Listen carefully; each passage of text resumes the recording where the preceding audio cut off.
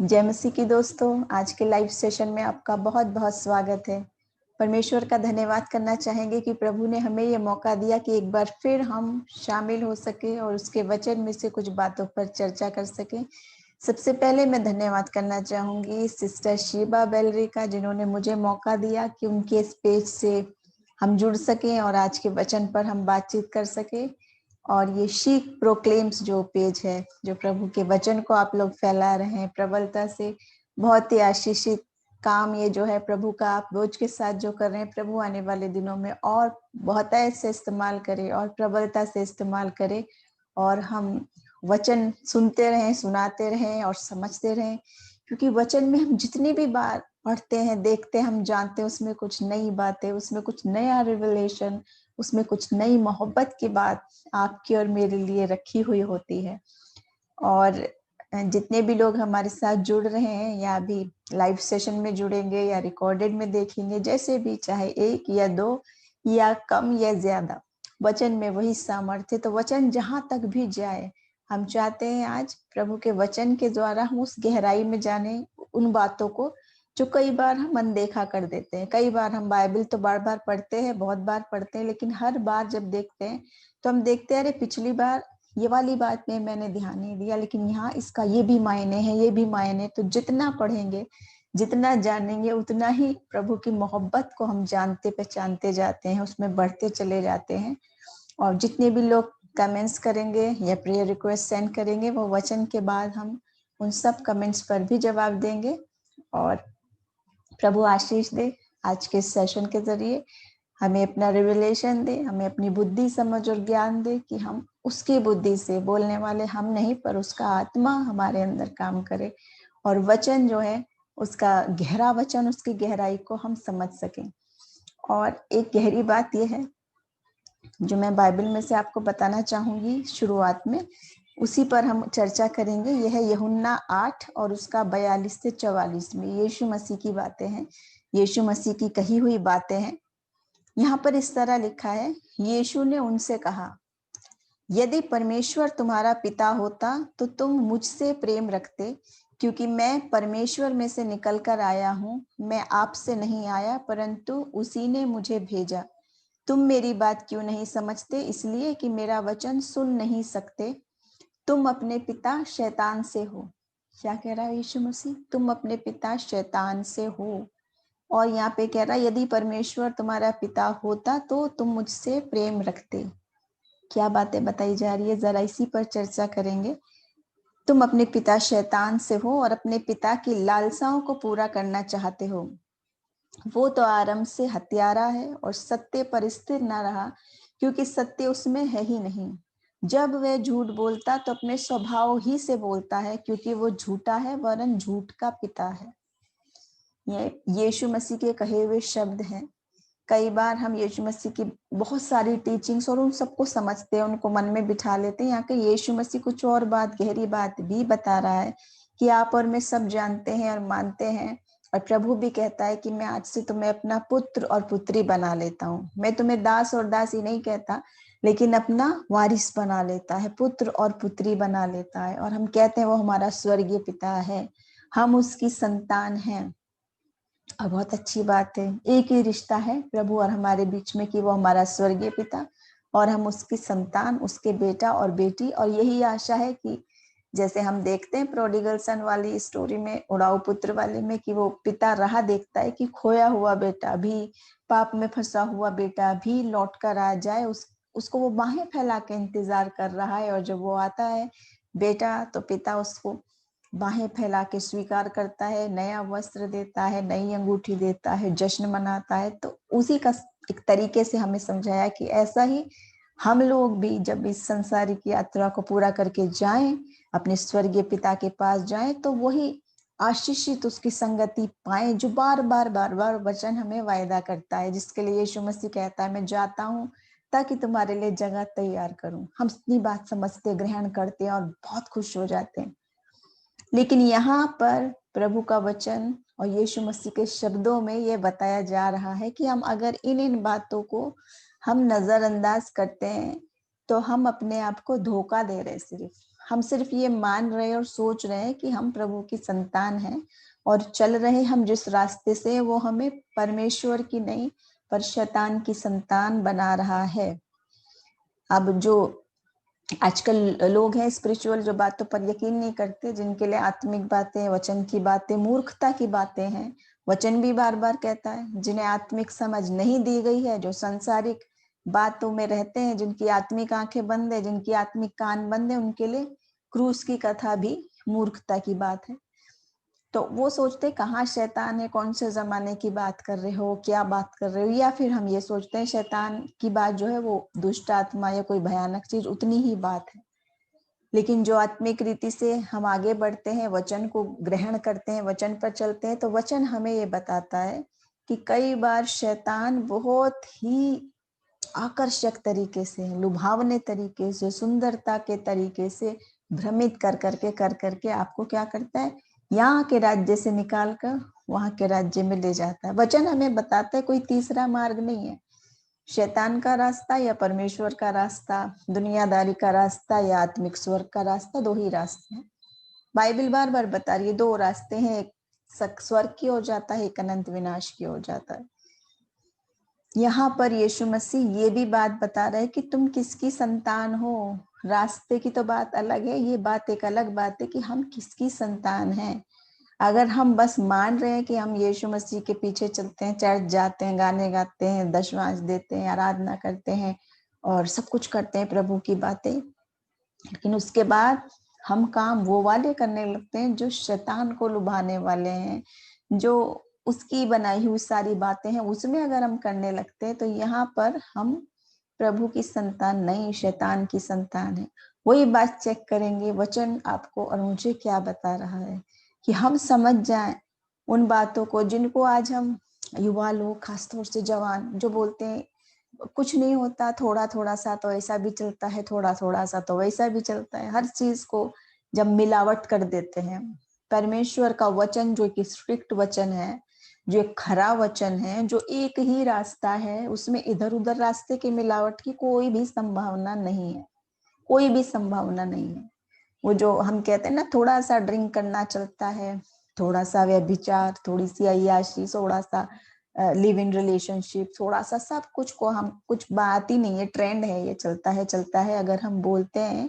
तो जब हम वचन में पढ़ते हैं बाइबल में, तो वहां प्रभु के राज्य में ये नहीं चलता है, इतना सा भी नहीं, इतना सा भी नहीं चलता है। किसके राज्य में चलता है?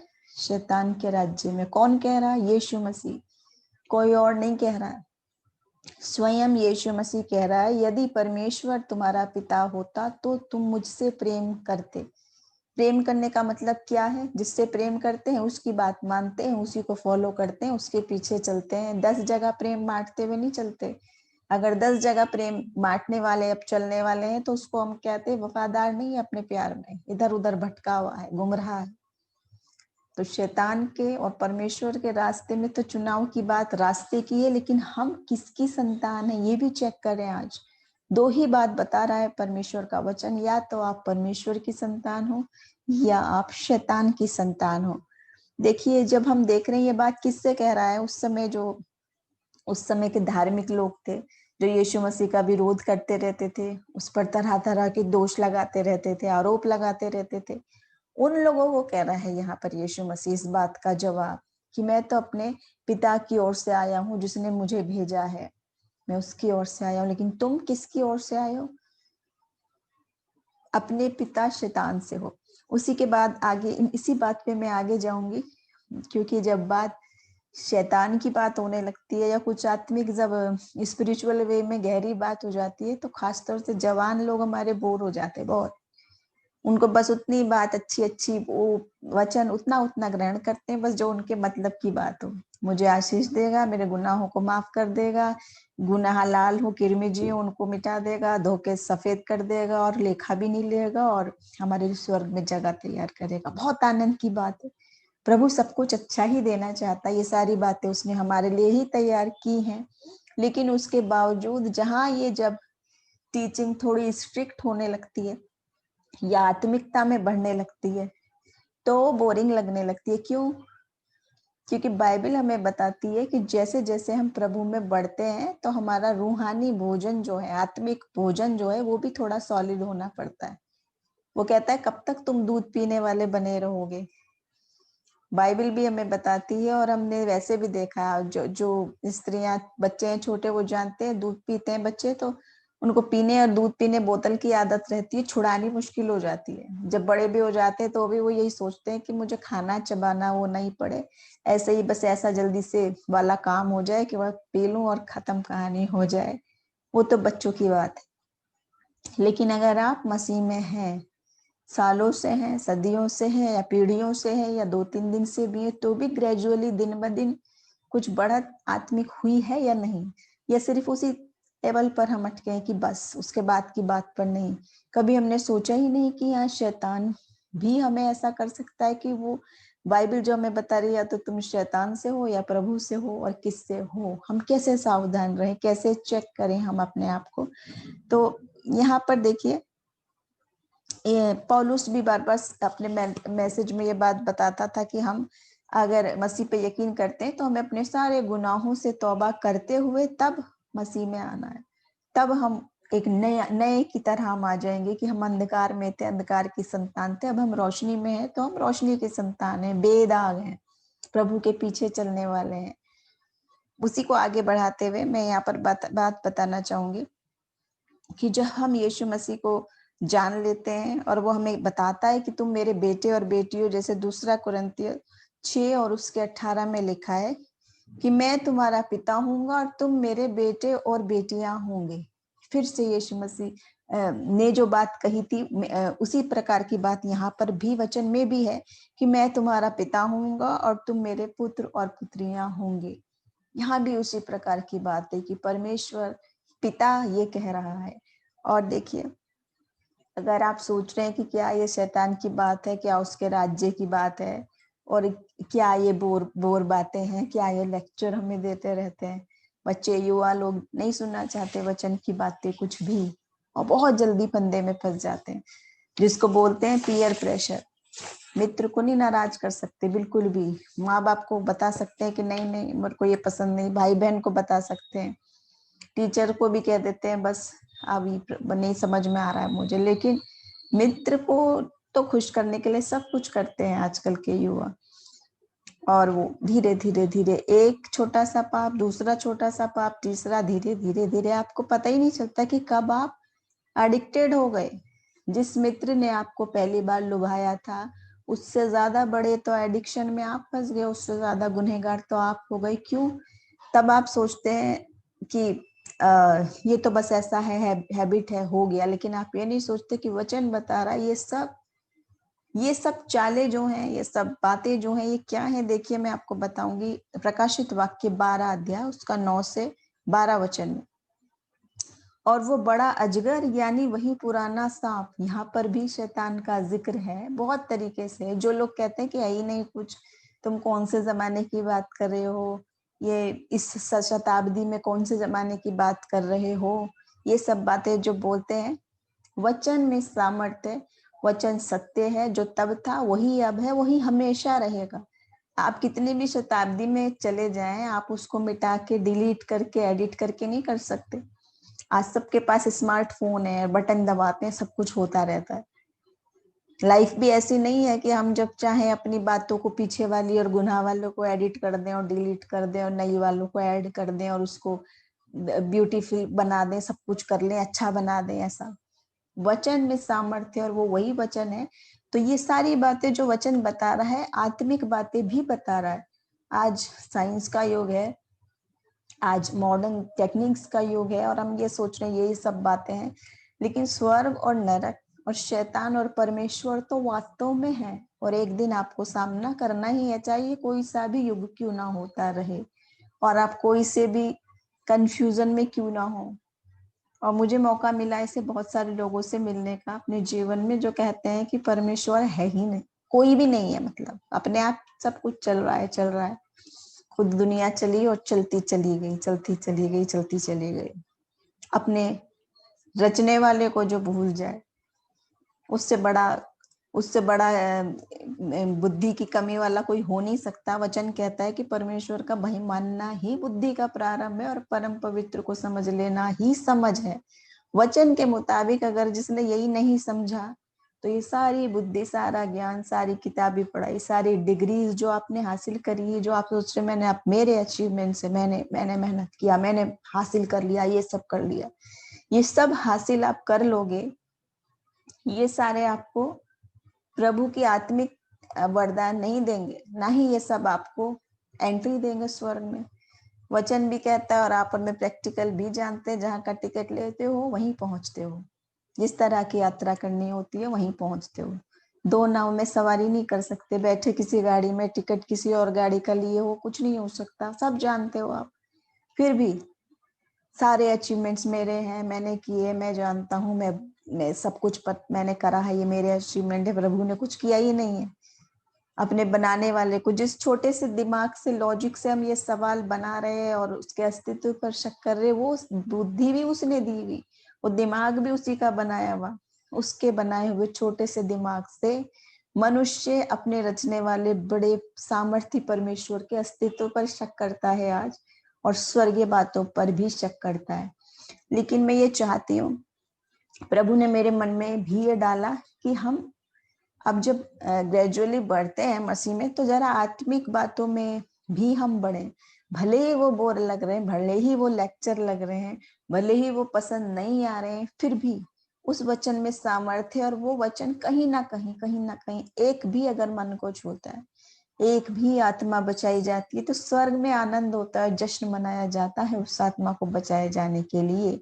तो हम इतनी बातें जान गए, यीशु मसीह की बात, उसके बारे में जान, उसका जन्म, उसका बलिदान, उसका जी उठना, और सब कुछ मोटी मोटी बातें हम सब कुछ जान गए मसीह की योजना को। लेकिन ये भी यीशु मसीह ही बता रहा है, ये भी उसके वचन में ही लिखा है। और कितने आनंद की बात है, वचन हमसे क्या कहता है, मुझसे प्रार्थना कर, तब मैं तुझे बड़ी बड़ी कठिन बातें बताऊंगा जिन्हें तुम अभी नहीं समझते। और दूसरा वचन क्या कहता है, अंत के दिनों में मैं अपना आत्मा बहुतायत से उंडेलूंगा, युवा लोग दर्शन देखेंगे, भविष्यवाणियां करेंगे। स्वर्गीय बात, स्वर्गीय रेवलेशन वो हमें दिखाएगा। आप नहीं चाहते, मैं नहीं चाहती कि हम तो अंत के दिनों में हैं। सोचिए, प्रभु का वचन कहता है शुरुआत में सैमुअल के टाइम पे दर्शन दुर्लभ थे, बहुत कम लोगों को वो स्पिरिचुअल एक्सपीरियंस होता था, चुने हुए लोगों को। लेकिन आखिरी के दिनों में प्रभु ने कहा है, मैं अपना आत्मा बहुतायत के साथ उंडेलूंगा और युवा दर्शन देखेंगे, भविष्यवाणियां करेंगे। तो जब आप दर्शन देखते हैं, भविष्यवाणियां करते हैं, आत्मिक रीति से आगे बढ़ते हैं, तो बेसिक बात इतनी हम सब जानते हैं, स्वर्गीय बात भी, शैतानी बात भी, और धीरे धीरे धीरे प्रभु हमारी आत्मिक आंखों को खोलता है, आत्मिक कानों को खोलता है, और हम वो देखने समझने लगते हैं जो सब नहीं देख सकते। और वो स्पिरिचुअल ब्लेसिंग्स हमें मिलने लगती है, जो सारे जो बुद्धिमान है अपनी सारी बुद्धि भी लुटा लें, अपना सारा धन भी लुटा लें, तो भी वो उसको खरीद नहीं सकते, और ना आपसे छीन सकते हैं, ना आपसे चुरा सकते हैं। वो अनमोल खजाने हैं। तो यहाँ पे स्वर्गीय बात भी बताई है, परमेश्वर वास्तविक है, और शैतान की भी बात बताई है कि नरक भी वास्तविक है और शैतानी बातें भी वास्तविक हैं। देखिए प्रकाशित वाक्य 12:9-12, वो बड़ा अजगर अर्थात वही पुराना सांप जो इबलीस और शैतान कहलाता है और सारे संसार का भरमाने वाला है, पृथ्वी पर गिरा दिया गया और उसके दूत उसके साथ गिरा दिए गए। 10वें वचन में, फिर मैंने स्वर्ग पर से ये बड़ा शब्द आते हुए सुना कि अब हमारे परमेश्वर का उद्धार और सामर्थ और राज्य और उसके मसीह का अधिकार प्रकट हुआ है, क्योंकि हमारे भाइयों पर दोष लगाने वाला, जो रात दिन हमारे परमेश्वर के सामने उन पे दोष लगाया करता था, गिरा दिया गया। एक तो अजगर है, सांप है, वो बताया ही। दूसरा दोष लगाने वाला है, वो शैतान का एक खास गुण क्या है, दोष लगाने वाला। उसके बाद देखिए, और वे मेमने के लहू के कारण और अपनी गवाही के वचन के कारण उस पर जयवंत हुए, विजय पाई उन्होंने, और उन्होंने अपने प्राणों को प्रिय न जाना, यहाँ तक कि मृत्यु भी सह ली। इस कारण हे स्वर्गो और उसमें रहने वालों मगन हो, हे पृथ्वी और समुद्र तुम पर हाय, क्योंकि शैतान बड़े क्रोध के साथ तुम्हारे पास उतर आया है। कैसे आया है? अब बड़े क्रोध के साथ, क्योंकि वो जानता है कि उसके पास थोड़ा ही समय और बाकी है। शैतान जानता है कि उसके पास थोड़ा ही समय अब बाकी है भरमाने के लिए, सबको शामिल करने के लिए। और इस बार कैसे आया? बड़े क्रोध के साथ। वचन हमें आगाह कर रहा है इस बात से। और देखिए, पहला पत्रस उसका 5वां अध्याय और उसका 8वां वचन, सचेत हो और जागते रहो, क्योंकि तुम्हारा विरोधी शैतान, तुम्हारा विरोधी है शैतान, गर्जने वाले सिंह की नाई इस खोज में रहता है कि किसको फाड़ खाए। आपने देख लिया, शैतान गरजने वाले सिंह की तरह है, ताक में लगा है, गुस्से में लगा है। वो सब जानता है कि उसके पास थोड़ा समय है।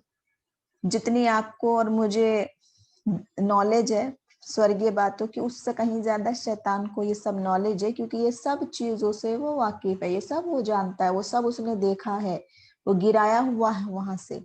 ये सब कुछ बाइबल भी जानता है, यीशु मसीह को भी जानता है। यहाँ तक बाइबल में कितनी जगह घटनाएं हैं कि दुष्ट आत्माएं और शैतानग्रस्त और पूरी सेना ही मसीह को दूर से देख के पहचान लेते थे और कहते थे कि तुझे मुझसे क्या काम, क्या तू, तेरा समय पूरा हो गया, क्या तू आ गया है हमें विनाश करने के लिए, हमेशा के लिए। या फिर वही बात है कि शैतान जान रहा है उसके पास थोड़ा सी समय है, लेकिन आप और मैं विश्वासी, हम नहीं जान रहे कि हमारे पास समय थोड़ा है। थोड़ा ही समय है कि आने वाला मसीह दोबारा आएगा न्याय करने के लिए आपका और मेरा। और वो स्वर्गीय बात, जो बात है जिसको लोग आज उस वचन को सुनना भी पसंद नहीं करते, उन टॉपिक्स को भी नहीं पसंद करते हैं। कहते हैं कहाँ किसने देखा है कब प्रभु आने वाला है, कहाँ ये सब होने वाला है, किसने देखा है? इसने देखा है, शैतान ने भी देखा है, स्वर्गदूतों ने भी देखा है, यीशु मसीह ने भी देखा है। वो सब वही बातें बता रहा है आपको और मुझे, और इसीलिए वो आया है कि हम जीवन पाएं और बहुतायत का जीवन पाएं।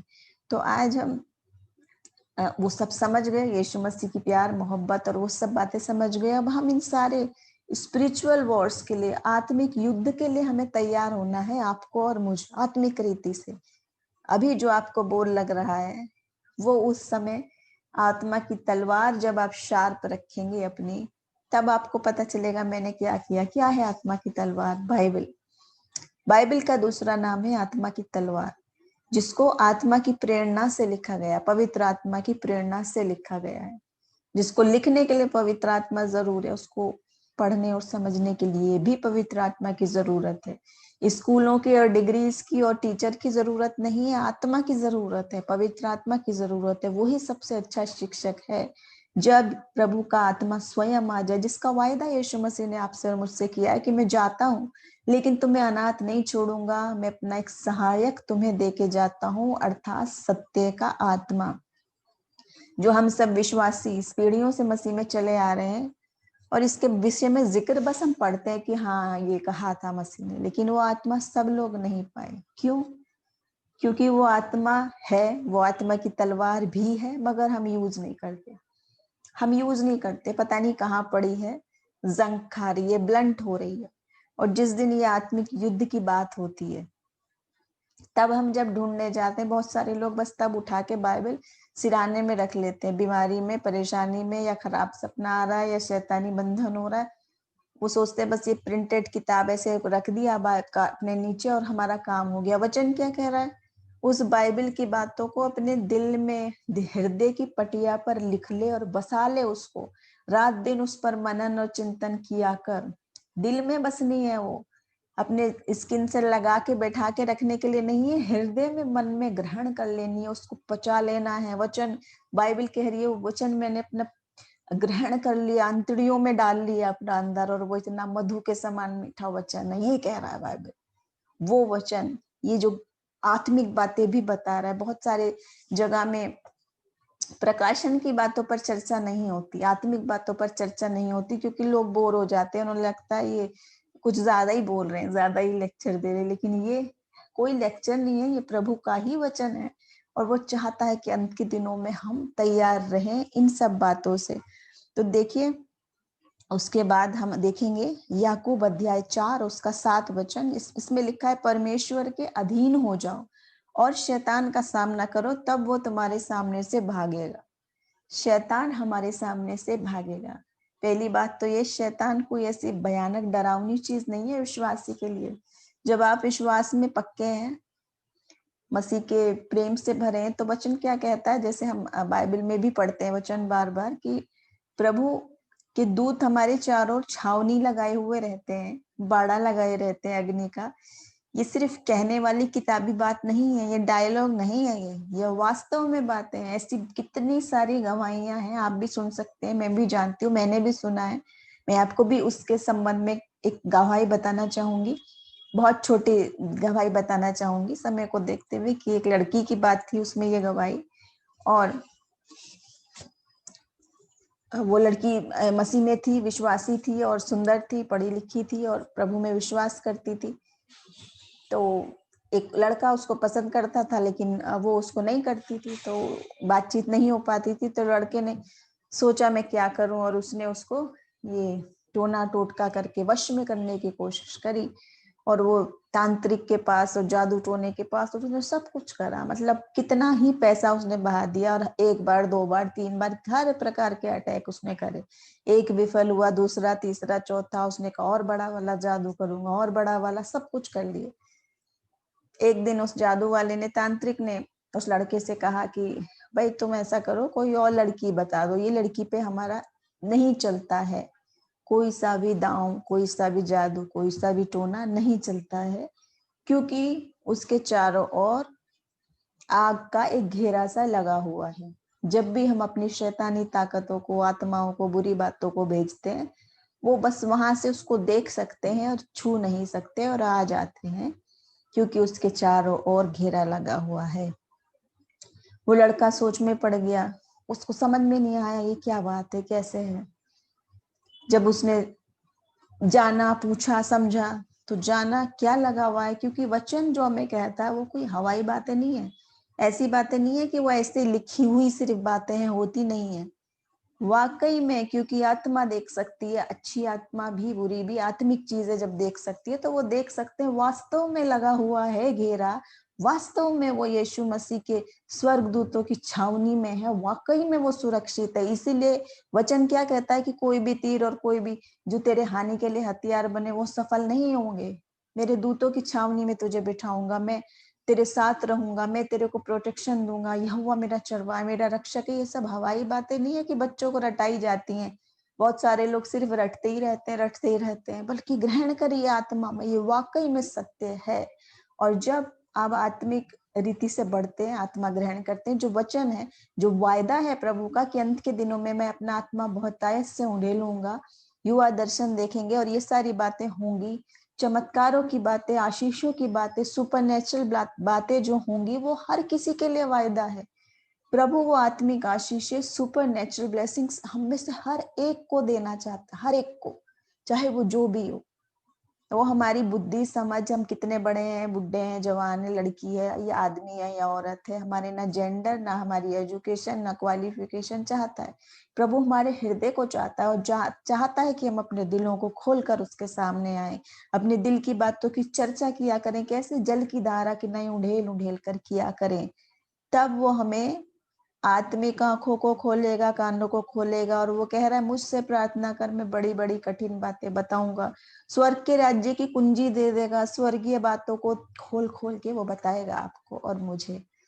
आज हम हर एक चमत्कार के लिए दूसरे बड़े बड़े प्रचारकों की तरफ देखते हैं, क्योंकि वो यूज कर रहे हैं प्रभु के वरदानों को, क्योंकि उन्होंने यूज किया, इसलिए उनका वरदान बढ़ता जा रहा है। ये आत्मिक बातें, ये आत्मिक वरदान ऐसे हैं कि जितना ग्रहण करोगे, जितना यूज करोगे, उतना ही बढ़ता चला जाएगा। यूज नहीं करोगे, बंद करके, अपनी आत्मिक तलवार को बंद करके सुरक्षित रख देते हो, बाइबल को भी, अपनी सारी बातों को भी अगर हमने रख दिया कोने में, यूज नहीं कर रहे हैं, तो वही बात है, जब मालिक आता है और वो पूछता है कि तुमने मेरे दिए हुए टैलेंट से क्या किया। जो टैलेंट्स वाली तोड़ो वाला दृष्टांत है यीशु मसीह का। वो कहता है दुष्ट और आलसी दास, दुष्ट और आलसी। क्यों है हम? क्योंकि बाकी सब चीज हमने करनी है, करने मजबूरी है, नहीं करेंगे तो खाएंगे नहीं, तो चाय भी बनाएंगे, सुबह खाना भी, सब कुछ खाना पीना जरूरी है, वो हमारी सांसारिक रोटी जरूरी है, मगर आत्मिक रोटी, खुराक उतनी बस डेली मिल्क मिल्क बस बस, पचाने वाला नहीं खाना। मायने ये है ग्रेजुअली जब मसीह में बढ़ रहे हैं तो खुराक भी बढ़नी है, सॉलिड वचन भी ग्रहण करना है, स्ट्रिक्ट टीचिंग्स को भी करना है, आत्मिक टीचिंग्स को भी करना है, गहरी बातों को भी करना है, प्रकाशित वाक्य की प्रकाशन को भी करना है। जिसको गायब कर देते कि वो समझ में नहीं आती, उस पर चर्चा ही नहीं करो। इसीलिए तो करनी है चर्चा, क्योंकि नहीं समझ आ रही है। अब आसान आसान बातें हमने कर ली बहुत, अब समय निकट है, शैतान भी जान रहा है। तो आज हम चेक करें, हम बोल तो रहे हैं हम स्वर्गीय पिता स्वर्गीय पिता, और हम संतान किसकी हैं? जैसे यीशु मसीह कह रहा है तुम मुझ में से नहीं हो, तुम किससे हो? ये अपने पिता शैतान से। उसके बाद देखिए प्रभु ने हमें इफिसियों 6 और 11 में पूरा बता रखा है कि कौन कौन से हथियार है। मैं उस पर चर्चा नहीं करूंगी कि हमें कौन कौन से आत्मिक हथियार ग्रहण कर लेने हैं। परमेश्वर जो हमें तैयार बनाएगा कि हम ये आत्मिक युद्ध में तैयार हो सके, उस आत्मिक युद्ध के लिए, और जो शैतान की योजना है उसको पूरी तरीके से हम हटा सकें। आज तो हम देखते हैं कि आज ही अलग तरह की लड़ाई है, आत्मिक लड़ाई तो हम भूल गए, परमेश्वर के स्वर्ग के राज्य और नरक के राज्य की बात तो भूल गए, और शैतान की लड़ाई और परमेश्वर की लड़ाई तो हम भूल गए कि हम किसकी तरफ है। हमारी लड़ाई दूसरी तरह की हो गई, अलग अलग प्रकार की, अलग मनुष्य के बीच में, किसी का जाति के आधार पर, किसी का धर्म के आधार पर, किसी का जेंडर के आधार पर हम लड़ते रहते हैं। लड़ाई स्त्री पुरुष के बीच में नहीं है, फेमिनिज्म जो चल गया इनके बीच में नहीं है, माफ कीजिए, इनके बीच में नहीं है लड़ाई, बल्कि लड़ाई शैतान के राज्य और परमेश्वर के राज्य के बीच में है। बस 2 ही ऑप्शन है वचन में, या तो तुम स्वर्ग की तरफ या नरक की तरफ जाना है। कई बार युवा लोग पूछते हैं प्रभु तो हमसे इतना प्यार करता है, प्रेमी पिता है, फिर ये नरक क्यों बनाया? प्रभु ने नहीं बनाना चाहिए था, बस अच्छा अच्छा ही बनाना चाहिए था। और वचन हमें बताता है कि प्रभु नहीं चाहता, परमेश्वर ने वो योजना आपके लिए नहीं बनाई है। परमेश्वर ने जो योजनाएं बनाई है वो लाभ की है, हानि की नहीं है, वो स्वर्गीय आनंद की है। वो हमारे लिए जगह तैयार करने जाता है ताकि हम भी वहीं रहे, हमारा आनंद पूरा हो। वो हमें अपना वारिस बनाना चाहता है, ये उसकी इच्छा है। और ये जो कह रहे हैं कि ये क्यों बनाया, फिर ये क्यों बनाया? फिर क्योंकि ये आपका स्वयं का चुनाव है। परमेश्वर ने इसलिए नहीं बनाया कि वो चाहता है कि आप उसमें दंड भोगें और आप उसमें पूरी तरीके से परेशानी में रहे हमेशा के लिए। हमेशा की मौत, 2 ही रास्ते हैं, हमेशा की जिंदगी और हमेशा की मौत, जो बाइबल हमें बताती है। इस शिक्षा में कोई भी तीसरा रास्ता नहीं है, बाइबल में कोई भी तीसरा रास्ता नहीं है। हमेशा की जिंदगी की ओर का रास्ता है या हमेशा की मौत का रास्ता है, बस यही सॉलिड वचन है, यही खरा वचन है, इसके अलावा कोई रास्ता नहीं है। जो आप बीच का रास्ता खुद से बना ले रहे हो कि एक एक दिन बस चर्च का भी रास्ता, प्रभु का भी रास्ता, और बाकी दिन शैतान का भी रास्ता, और थोड़ा ये भी चलेगा थोड़ा वो भी चलेगा, ये आपकी खुद की सोच है। प्रभु की ये योजना नहीं है और ना हो सकती है, क्योंकि परमेश्वर अत्यंत पवित्र है, अति पवित्र है। उसको हम पिता तो कहते हैं, उसको हम अपना मित्र तो कहते हैं, लेकिन कैसा मित्र? ऐसा मित्र नहीं जो हमारे रोज के मित्र है, जो हमारे गुनाहों में भी शामिल है, हमारे खराब सीक्रेट्स में भी शामिल, हमारी हर षड्यंत्र में भी शामिल, जो सब कुछ हमारी कमियां भी जानते हैं, हम उनकी भी जानते हैं, वो वाले मित्र नहीं। ये स्वर्गीय पिता सर्वशक्तिमान है और परमेश्वर का पुत्र है। जरा देखें हम किस मित्र की बात कर रहे हैं। ये तो उसका प्रेम है कि वो हमें दास और दासी नहीं कहता, ये तो उसका प्रेम है कि वो हमें बेटा और बेटी बना लेता है। ये तो उसका प्रेम है कि वो मित्र की तरह हमें संभालता है, माँ की तरह हमें संभालता है। जैसे माता संभालती है वैसे संभालने वाला परमेश्वर। इतनी प्यार मोहब्बत की बातें प्रभु के वचन में है। तो आज जो हम दूसरी तरह की युद्ध में लगे दुनिया में, और ये मुख्य युद्ध की बात, अपने अंतर आत्मा की बात हम भूले हमें किस तरफ को हम जाना है। और वचन हमें बताता है कि जब हम किसी खोए हुए गुमराह व्यक्ति के लिए जब हम प्रार्थना कर रहे होते हैं कि वो उसकी आत्मा बचाई जाए, वो उद्धार पाए, तो हम हकीकत में ये आत्मिक युद्ध लड़ रहे होते हैं, क्योंकि शैतान तो उसको पूरी तरह खींच रहा है अपनी तरफ, और आप प्रार्थना में कर रहे हो तो आप उसको खींच रहे हो स्वर्गीय राज्य की तरफ। फैसला आपका है, कोई और आपके लिए फैसला नहीं ले सकता। प्रार्थना ही कर सकते हैं, और प्रभु काम करता है, वो प्रार्थनाओं को सुनने वाला परमेश्वर है। परमेश्वर में किया गया हमारा परिश्रम व्यर्थ नहीं होता, वो प्रार्थनाओं का जवाब देने वाला परमेश्वर है। और जब हम प्रियजनों के लिए प्रार्थना करते हैं, प्रभु काम करता है उनके जीवन के लिए। तो ये सारी बातें अभी हमने देखी। इफिसियों 6 में हम देख सकते हैं किस प्रकार प्रभु ने हमें आत्मिक हथियार धारण करने के लिए कहा है। और उन पे चर्चा नहीं करते हुए मैं आगे बताना चाहूंगी कि ये सब जब हमें बातें करनी है, कौन सा वचन हमें बता रहा है, कौन सी शील्ड लेनी है, कौन सा तलवार लेना है, कैसे हमें चलना है, क्या करना है इसमें। उसके बाद जब हम ये सारे आत्मिक हथियार जब हम ग्रहण कर लेते हैं, तो हम इन सब बातों का सामना कैसे करते हैं? बीमारी का नहीं, क्योंकि उसने स्वयं हमारी दुर्बलताओं को ले लिया। मत्ती 8:17 कहता, उसने स्वयं हमारी दुर्बलताओं को ले लिया। उसके कोड़े खाने से हम चंगे हो जाते हैं। ये किताबी बातें नहीं है ना, इसको हम ऐसा है कि हम इसको मंत्र की तरह रटते रहेंगे तो हम छुटकारा पाएंगे। बहुत सारे लोग लिख लेते कागज में, रटते रहते उसको दिन भर, वचन को अपने मतलब की बात को सिर्फ उतनी सी उसको रटते रहते, बस बस बस, बाकी सारी बातें उधर की और ये 2-3 वचन इधर के। क्योंकि ये हमें चाहिए, क्योंकि हम इंसानी लॉजिक लगा के हम चल रहे हैं, किस रास्ते पे चल रहे हैं, किसको गुमराह कर रहे हैं। आज हम अपने आप को चेक करें। सिकनेस पे हमें पूरी तरह प्रभु अथॉरिटी देता है। फिर हम देखें, जब हम हारने लगे किसी चीज में, पराजित होने लगे, हम अपने प्रयास से सफल नहीं हो रहे हैं, तो रोमियो 8:37 में देखते हैं कि हम विजेता से बढ़कर हैं। प्रभु जब हमें सामर्थ्य देता है, जब हम निर्बल होते हैं तभी सामर्थ्य होती है। जब हम अपने आप को शून्य कर देते हैं, शून्य करके आते हैं उसके सम्मुख, परमेश्वर के बलवंत हाथ के नीचे नम्र होके आते हैं, तो वो हमें उचित समय पर बढ़ाता है। तो ये सारी जितनी भी बातें, जब आपके कान में शैतान फुसफुसाने लगता है, ये तू नहीं कर सकता, ऐसा नहीं हो सकता, वैसा नहीं हो सकता, ये नहीं है तो ऐसा है तो वैसा, बहुत सारे नेगेटिव थॉट्स आते हैं डिप्रेशन में डालने के लिए, सुसाइड में डालने के लिए। जिसे आजकल लोग कहते हैं कि ये डिप्रेशन में जा रहा है, ये नेगेटिव थॉट्स आ रहे, ये बहुत बात शैतानी काम है ये सारे बात। और आप जानते हैं कि जब हमारे युवा डिप्रेशन में जा रहे हैं, सुसाइड की ओर चल रहे हैं, सुसाइड कर रहे हैं, क्यों? क्योंकि उन्हें सही काउंसलर नहीं मिला।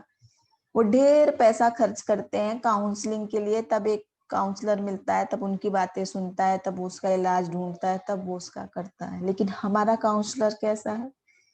वचन बनाता है यीशु, सच्चा परामर्श देने वाला, सही सलाहकार, माइटी काउंसलर कैसा है?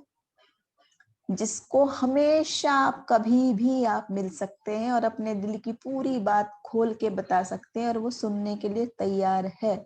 और वो आपकी सारी बातों को सुनना चाहता है, आपसे बातचीत करना चाहता है। वचन बार बार कह रहा है, अपने हृदय की बातों की चर्चा किया करो, जल की धारा की नहीं, उंडेल उंडेल कर। हमारा काउंसलर कैसा है? हमारा रक्षक कैसा है? जो ना सोता है और ना ऊंघता है, 24 घंटे अवेलेबल जो है, वो परमेश्वर 24 घंटे हमारे लिए अवेलेबल है, और हम उसके लिए 24 मिनट भी नहीं है। और शैतानी बातों के लिए हैं 3-3 घंटे, फिल्म के लिए हैं 3-3 घंटे, आधी रात उठ कर मूवी और पार्टीज के लिए हमारे युवा हैं अवेलेबल। उनके पास वो वक्त है, क्योंकि उसमें उनको आनंद है, जो क्षणिक आनंद है, जो शैतान बहकाने वाली बात है। देखिए, हर बात को शैतान में हम नहीं क्लेम कर सकते। एक खास बात मैं ये भी बताना चाहूंगी, जब शैतान का जिक्र हो रहा है, बहुत सारे विश्वासियों की आदत है हर एक बात को हम थोप देते हैं, शैतान ने किया, शैतान ने मुझे बहकाया, शैतान ने मुझे बहकाया। लेकिन वचन क्या कहता है? शैतान को अवसर मत दो। बिना अवसर दिए कोई किसी को नहीं बहका सकता।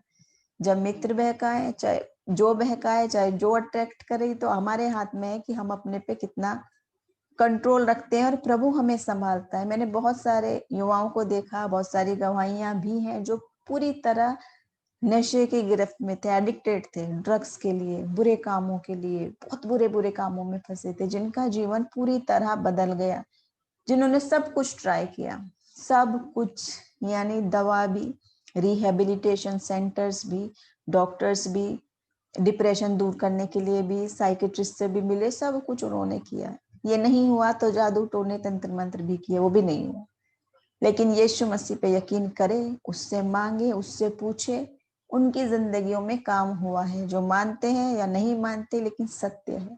वाकई में ये घटनाएं हुई हैं। मैं पर्सनली जानती हूँ ऐसे युवाओं को जो आज फुल मिनिस्ट्री में, और अपने जैसे बहुत सारे युवाओं को भी वो बचा के परमेश्वर के राह पे ला रहे हैं, शैतान के रास्ते से खींच खींच के ला रहे हैं प्रभु के रास्ते पे। तो कहने का मतलब ये है, कई बार हम भ्रमित रहते हैं, हमें नहीं समझ में आता है और हम सोचते हैं हर चीज शैतान पे ब्लेम नहीं कर सकते, शैतान ने कर दिया, शैतान ने कर दिया। अवसर हम देते हैं। जैसे हमने पीछे अभी उस गवाही में देखा, वो लड़की प्रोटेक्टेड थी, चारों ओर अग्नि का बाड़ा उसके वास्तव में लगा था, कोई जादू टोना नहीं चला उसके ऊपर। क्यों? क्योंकि वो आत्मिक रीति से स्ट्रांग हुई हुई थी, प्रभु की संगति में रहती थी, संगति में रहते रहते रहते वो इतनी स्ट्रांग हो गई थी। इसलिए इसलिए और प्रभु का विशेष वो अनुग्रह हम हर एक पर है। प्रभु हम में से हर एक को प्रिय जानता है, हम उसके लिए स्पेशल हैं, चुने हुए हैं, उसके प्रिय लोग हैं। तो आज आपको, मुझे, चाहे हमारी जो भी आयु है, चाहे हमारी जो भी क्वालिफिकेशन है, चाहे हमारे में कितनी बीमारियां हैं, कितनी कमियां हैं, कितने गुनाह हैं, कितने पाप हैं, कितना कुछ हमारे पास्ट में हुआ हो, फिर भी प्रभु चाहता है कि हम मौका दें, वो जरा शैतानी रास्तों से अलग हो जाए। किसी भी वक्त वो हमेशा तैयार है हमारी बात सुनने के लिए। 24 घंटे अवेलेबल काउंसलर, बिना फीस के, मुफ्त में। दुनिया में तो नहीं मिल सकता, एक एक मिनट का हिसाब होता है, लेकिन यहाँ प्रभु का प्यार बेशकीमती है, क्योंकि वो हमें अपना बेटा बेटी बनाता है, दास दासी नहीं। इसलिए यहीं से कहानी अलग हो जाती है। जिससे हम बात कर रहे हैं, अगर वो हमारा पिता है, तो हम कितनी अथॉरिटी से बात करते हैं। लेकिन आपने कभी देखा कि पिता हम किसी और को कह रहे हैं और कानून सारे दूसरे के मान रहे हैं, दूसरे दूसरे व्यक्ति के, तो हम किसको दर्जा दे रहे हैं? कहीं वही आज आप कर मेरा हाल ना हो। हम मसीही कहलाते हैं, यीशु मसीह के पीछे चलने वाले कहलाते हैं, लेकिन काम हम कभी जानबूझ के, कभी अनजाने में, कभी गलती में, कभी सोचते हुए कि थोड़ा बहुत चलता है। अगर हम राह से गुमराह होने लग जा रहे हैं, आज डावाडोल होने जा रहे हैं, तो आप समझ लें, हम और जान लें कि बीच का कोई भी रास्ता नहीं है। या तो इधर या उधर, या शैतान का राज्य या परमेश्वर का राज्य। बीच का कोई भी डेस्टिनेशन नहीं है कि जिसमें ये भी चलता है और वो भी चलता है। जो आजकल हमारे युवाओं ने, हमारे जवानों ने बना रखी है अपनी एक दुनिया, दिमागी कल्पनाओं की, विजन्स की, ड्रीम्स की, वो वाले ड्रीम्स नहीं, पर प्रभु का वायदा जो है। और बहुत आनंद की बात है आज कि हमारे बहुत सारे जवान वाकई में आत्मिक रीति से बढ़ रहे हैं। कितने आनंद की बात है। कितने सारे ग्रुप्स आपने भी देखे होंगे अभी, जो आजकल जब से लॉकडाउन है तो ऑनलाइन जुड़े हुए हैं बहुत सारे युवा, कई तो बहुत ही कम उम्र के हैं, और वो को इतना, कोई गा के, कोई बजा के, कोई वचन से, कोई प्रार्थना से, अभिषेक से भरे हुए लोग हैं। वाकई में जो प्रभु का वचन है, अंत के दिनों में आत्मा बहुतायत से उंडेलेगा, युवा दर्शन देखेंगे, भविष्यवाणियां करेंगे, दास दासियों पर भी उंडेलूंगा। तो आज क्यों ना हम, आप और मैं, हर कोई हासिल करें वो सारी बातें, और इन शैतानी बातों पर हम विजय हासिल करें। जैसे वचन कहता है, निरंतर हम प्रार्थना में लगे रहें। निरंतर, लगातार प्रार्थना में लगे रहने का मतलब ये नहीं है कमरा बंद करके बैठ जाना है हमने और काम धाम कुछ करना ही नहीं है और प्रार्थना में लगे रहना, ये नहीं है मतलब ये है, चाहे जहां भी रहे उसको हम भाते रहें। यानी आप जितने भी काम कर रहे हो, प्रभु की उपस्थिति में, उसकी अगुवाई में, उसके गाइडेंस में, और उससे बातचीत करते हुए, वो ऐसा काउंसलर है जिससे आप हमेशा अपने मन की बात कर सकते हैं, उठते बैठते, सोते जागते। और हम शैतान के इन सारी बातों को सामना करें। खासतौर से 3 तरह के अटैक हैं शैतान के, जिनसे वो हमला करता है। पहला है कि वो इस घात में रहता है कि किसको पकड़े और फाड़ खाए वाली जो बात है, जिसका वर्णन हम देखते हैं कि लूका 13 में एक स्त्री थी जो 18 साल से वो कुबड़ी हो गई थी, उसकी कमर झुक गई थी, शारीरिक रूप से हमला किया था उसको। जब मसीह ने प्रार्थना किया तो उसको तुरंत हीलिंग मिली थी। ये पहली तरह का हमला है। दूसरा है दिमागी तौर से, जब झूठ बोल के, गुमराह करके कोई किसी को कर लेता है, जैसे कि हवा को किया था शैतान ने कि तू खा ले, ये फल बहुत अच्छा है, लुभावना है, कुछ नहीं होगा, तू नहीं मरेगी, ये तो ऐसे ही है, वैसे ही कह के गुमराह कर दिया। दिमागी तौर से वो उसके आ गई उस काम में, और फिर सब जानते हैं उसका क्या अंजाम हुआ था। तीसरी बात है कि जब हम अभिलाषाओं में पड़ जाते हैं तरह तरह की, कैसी भी अभिलाषाएं और वो बातें हमें फंसाती है कि थोड़ा बहुत व्यभिचार कर लेगा तो क्या हुआ। आजकल का एक नया गुनाह है जिसको गुनाह ही नहीं मानते युवा, लिव इन रिलेशनशिप की बात, जेंडर चेंज की बात, gay marriage, same sex marriage, इनको मानते ही नहीं है गुनाह। वो कहते हैं तो चलता है, ये तो ट्रेंड है, तुम क्या जानो, तुम पुराने जमाने के लोग हो, तुम दकियानूसी, बैकवर्ड हो, लिमिटेड तुम्हारी बुद्धि है, सोच है, ब्रॉड माइंडेड नहीं हो, तुम नैरो माइंडेड हो। तो वचन देख लें क्या बता रहा है आपको, किसके रास्ते पे आप चल रहे हो। और प्रभु कहता है कि किसी भी वक्त, जिस वक्त भी तुम रियलाइज कर लो और छोड़ के आ जाओ, पापों से तौबा कर लो, तो वो बाहें फैला के तैयार है आज भी आपको और मुझे बुलाने के लिए, क्योंकि वो हमारा स्वर्गीय पिता है। शैतान नहीं है हमारा पिता, स्वर्गीय पिता ही परमेश्वर है हमारा। तो हम उसके रास्ते पे अगर चल रहे हैं तो उसी को पिता मनाते हुए काम करें, अगर नहीं तो यहाँ यीशु मसीह साफ साफ कह रहा है फिर तुम मुझसे नहीं हो, तुम मुझसे नहीं हो फिर। और वो शैतान की बातें मान रहे हो तो वही शैतान ही फिर पिता है, अगर हम उसकी बातों को इनकार करते हैं तो देखिए हम इन सारी बातों से बचते हुए आज अपने आप को प्रभु के सामने लाएंगे। जो बातें हमें गुमराह करती हैं, जो बातें हमें गुनाह में लाती हैं, उनसे बच के दूर ही रहे हम। जो आज बुरी व्यभिचार की चीजें देखना है, खराब चीजें हमें देखना है, सुनना है, अगर वो हमें टेम्पटेशन में डालती है तो वो ना देखें, उन समय को दूसरी चीजों में करें। प्रभु हमें सामर्थ देगा, बल देगा कि कैसे हम उन टेम्पटेशन से हटे। आप और मैं सब जानते हैं, जब ऐसी ही लुभावनी टेम्पटेशंस आ गई थी दाऊद के सामने, जब उसने बैतशेबा को देखा, वो गुनाह में फंस गया। इतना विश्वासी व्यक्ति, वो फंस गया गुनाह में देखने से।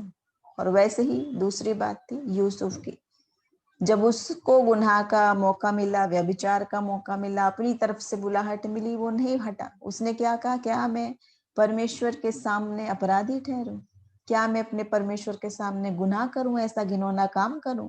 और वो भाग गया वहां से, उसने मौका ही नहीं दिया, तुरंत उस स्थान से हट गया।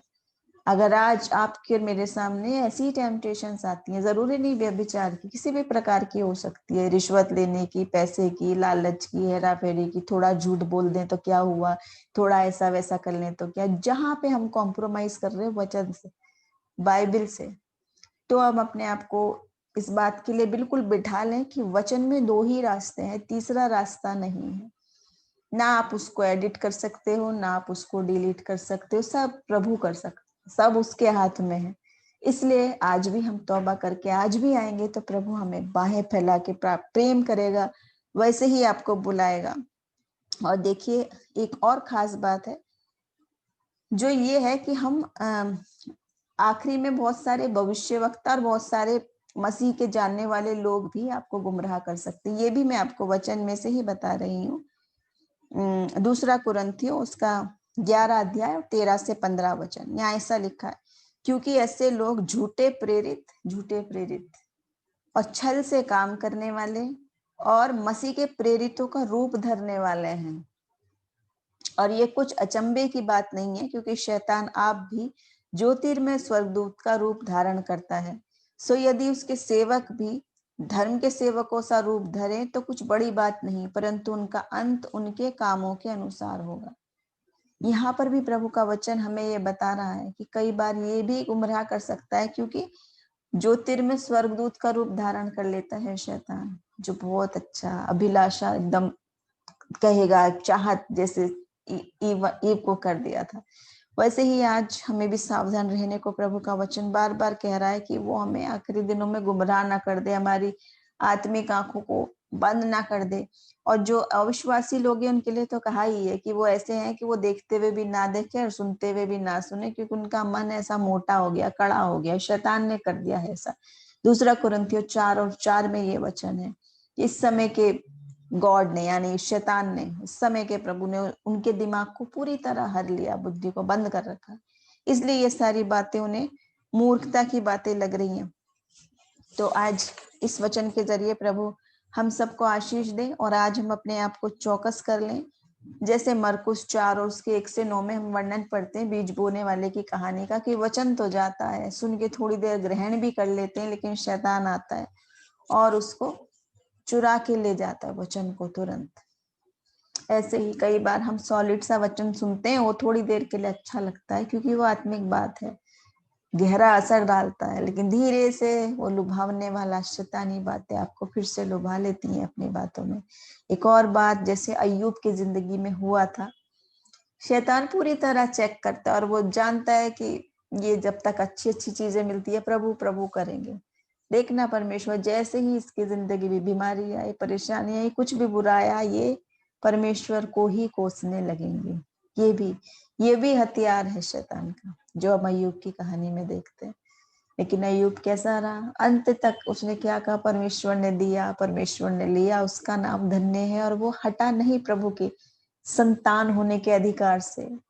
तो वो अधिकार, वो एक ऐसा अधिकार जो प्रभु ने आपको दिया है कि पुत्र और पुत्री बना लिया, वारिस बना लिया, इतनी बड़ी चीज जो दे दी है, जिससे बड़ी कोई चीज नहीं है, उसको हम इतने हल्के में ले रखा है, जिससे कोई बात ही नहीं है। आज हमें जरा सी डिग्री मिलती है, जरा सा अचीवमेंट मिल जाता है, ट्रॉफी या गोल्ड मेडल मिल जाए या नाम के आगे एक टाइटल मिल जाता है, उसको जिंदगी भर सहेज के रखते हैं, फ्रेम कर करके लगा लेते हैं, शेल्फ में रख लेते हैं, सारी दुनिया को दिखाते फिरते हैं, मैं ये हूँ, मैं ये हूँ, ये हूँ, और भूलते नहीं उस बात को।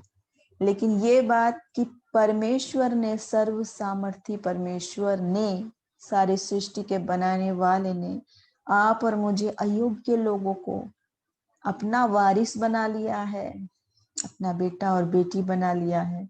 उस विशेष अधिकार को हम भूले बैठे हैं और बातों में मगन, और भूले बैठे हैं जो जीवन की सच्चाई है, जो वाकई में ऐसा सच है जो एक दिन हमने और आपने सामने आना है हर किसी के। नहीं जानते हमारा आखिरी पल कौन सा है, आज है, 2 मिनट बाद है, या 10 दिन बाद है, सालों बाद है, या कब है, हम नहीं जानते अपनी आखिरी घड़ी को। लेकिन ये सच ऐसा है जो हर एक के सामने आना है। कौन से रास्ते पे आप चल रहे हैं, किसको अपना स्वर्गीय पिता बनाए हैं, मुंह से बोलने में किसी को और चलने में किसी और को बनाए हैं, तो हमारा कोई बीच का रास्ता नहीं है, दो नाव पे हम सवारी नहीं कर सकते। तो आज के वचन के जरिए परमेश्वर हम सबको आशीष दे। मैं माफी चाहती हूँ कि मैं कमेंट्स का भी जवाब नहीं दे पाई, और वचन के बाद, सेशन के बाद भी हम सारी बातों पर जवाब देंगे और प्रार्थना भी करेंगे। प्रभु आप सबको आज के वचन के जरिए आशीष दे। आखिरी में हम प्रार्थना में जाएंगे। पिता, हम आपका धन्यवाद करते हैं इस सुंदर वचन के लिए, तेरे जीवित वचन के लिए। पिता, तेरे प्यार के लिए हम तेरा धन्यवाद करते हैं। प्रभु, इस समय हम अपने आप को और जितने लोग यहाँ जुड़े हैं आपके पाक हाथों में रखते हैं। आप में से हर एक को बड़ी आशीष दे, आपकी बुद्धि, समझ और ज्ञान दीजिए। सारे शैतानी बंधनों से छुटकारा देते हुए प्रभु अपने अनुग्रह में बढ़ाते जाइए। अपनी बुद्धि समझ का सहारा न लेकर प्रभु संपूर्ण हृदय से तुझ पर विश्वास रखें, तुझी को स्मरण करके काम करें कि आप हमारे लिए सीधा रास्ता निकालें। प्रभु, आज हम जितने लोग, खासतौर से हमारी नई पीढ़ी को, जवानों को आपके आगे रखते हैं और चाहते हैं प्रभु आप नया नया प्रकाशन उनको दें, आत्मा बहुतायत से उंडेलें जो आपने वायदा किया। और हम देख रहे हैं हमारे युवाओं को, और सब लोग प्रभु आपके राज्य में एक एक आत्मा बचाई जाए, प्रभु रोशनी की संतान बन जाए। सारे शैतानी बंधनों को यीशु नासरी के नाम में निकालते हुए, मिटाते हुए, उनको फेल करते हुए प्रभु यीशु नासरी के नाम में हम चाहते हैं प्रभु हर एक तेरे राज्य में बढ़ता चला जाए, तेरी रोशनी में बढ़ता चला जाए। हमारी आत्मिक आंखों को खोलिए, हमारे आत्मिक कानों को खोलिए कि हम आपकी उन स्वर्गीय बातों को देख सके, सुन सके और समझ सके, और दिन भर दिन, कदम दर कदम प्रभु हम आपके अनुग्रह में बढ़ते चले जाएं, आपके ज्ञान में, आपकी समझ में बढ़ते जाएं, और आपकी नजदीकी में बढ़ते चले जाएं। प्रभु, ये सारी प्रार्थना हम यीशु मसीह के नाम में मांग लेते हैं, आमीन।